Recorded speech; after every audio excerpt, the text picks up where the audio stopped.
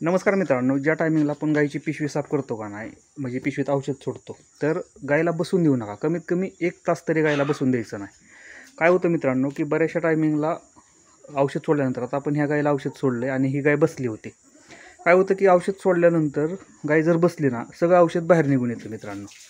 सगळं औषध बाहेर पडतं. म्हणून काय होतं, आता हे थोडीशी वाकलेली आहे, कारण आपण पॉवाडीन आयोडीन आणि मेट्रा ह्याचा मिक्सचर आपण सोडलं आहे. तर पॉवाडीन आयोडीननं काय होतं मित्रांनो, की थोडंसं आगाग करतं.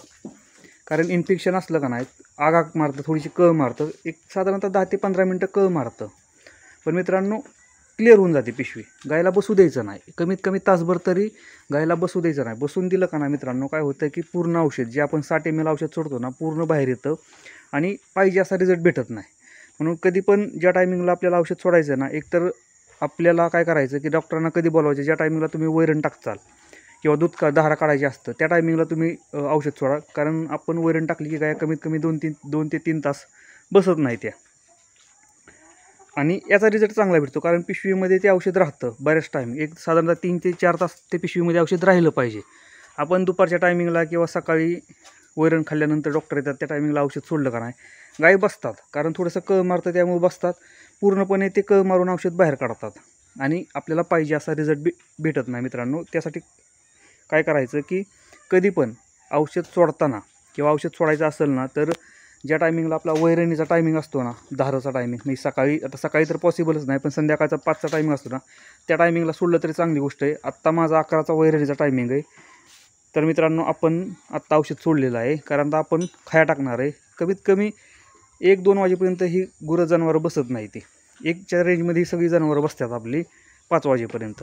त्याच्यामुळे आता हे 2 ते 3 तास ते औषध त्या गाईच्या पिशवीत राहणार आहे. त्यामुळे चांगला रिझल्ट भेटतो.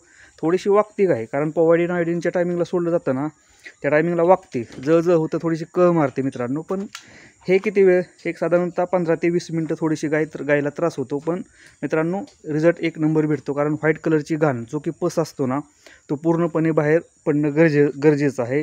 जो इन्फेक्शन झाले गर्भाशयात झालेलं असतं ना, ते पूर्ण क्लिअर होणं गरजेचं असतं. तरच आपली गाय हिटवर येणार आहे आणि ज्या टायमिंगला आपण AI करतो ना, त्या टायमिंगला राहणार आहे. जर आपण व्यवस्थितपणे लक्ष नाही दिलं औषध सोडल्यानंतर, कारण काय होतं की औषध सोडल्यानंतर लक्ष देणं गरजेचं असतं. किती दिवस घाण पडते.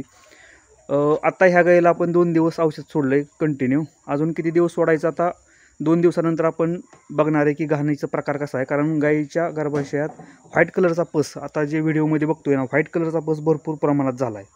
इन्फेक्शन झालं आहे आणि तो कशामुळे झालं आहे ना, त्याचा व्हिडिओ मी बनवणार आहे. कारण मागच्या टायमिंगला आपण AI केलं होतं आणि AI केल्यानंतर हा व्हाईट पस तयार झाला आहे. तर ते कशामुळं झाला मित्रांनो, कारण AI ज्या टायमिंगला केलं, म्हणजे इंजेक्शन भरलं ना, तर ते इंजेक्शन खराब असणार आहे एकतर, आणि त्या खराब इंजेक्शनामुळं गायीच्या गर्भाशयात बॅक्टेरिया तयार झाला आणि त्या बॅक्टेरियानं व्हाईट पस पूर्ण गर्भाशय खराब केलेलं आहे. कारण ह्याच्या आधी गाय हिटवर आली होती, आपण इंजेक्शन भरलं होतं, चांगला सूट होता गायीचा काचेसारखा. AI केल्यानंतर घाण टाकायला लागली मित्रांनो आणि घाणीचं प्रमाण हे वाढलं गेलं. तर कधी काय होतं की AI केल्यानंतरसुद्धा हा प्रॉब्लेम गोठ्यामध्ये येत राहतो आणि वेल्यानंतर मॅक्झिमम पांढऱ्या कलरची घाण पडते.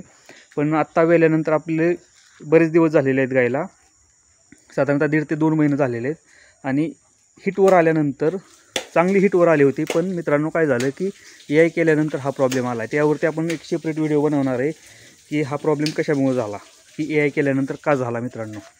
तर मित्रांनो काय करा की आपल्या औषध सोडल्यानंतर जर रिझल्ट पाहिजे असेल, तर मित्रांनो एक गोष्ट लक्षात ठेवा, गायला बसून देऊ नका. कमीत कमी 2 ते 3 तास, तरच आपल्याला चांगला रिझल्ट भेटणार आहे त्या औषधाचा. तर आपण सोडलेला आहे पॉवाडीन आयोडीन 30 ml आणि मेट्रोनायडाझोल 30 ml याचं मिक्सचर केलं 60 ml, आणि ते आपण गर्भाशयात सोडलं आहे. आपण स्वतः हे सोडतो, कारण आपल्याला हे टेक्निक माहीत आहे किंवा आपण हे शिकलेलो आहे. तर ज्यांना कोणाला जर सोडायचं असेल तर हे मिश्रण तुम्ही सोडू शकता. ह्याचा चांगला रिझल्ट भेटतो आहे व्हाईट पसवरती. कारण आपल्याला पूर्ण पिशवी साफ करून घेणं गरजेचं असतं. कारण व्हाईट पस जर झालेला असेल घाण कलर पांढऱ्या कलरची, तर ते लवकर रिकव्हरी होत नाही. कमीत कमी 3 ते 4 वेळा आपल्याला पिशवी साफ करून घ्यावी लागते मित्रांनो. 3 ते 4 वेळा, तरच ते पूर्ण व्हाईट पस बाहेर निघतो. सगळ्यात डेंजर हा व्हाईट पस आहे मित्रांनो. व्हिडिओ जर आवडला तर लाईक करा. चॅनलवरती नवीन असेल तर चॅनलला सबस्क्राईब करायला विसरू नका.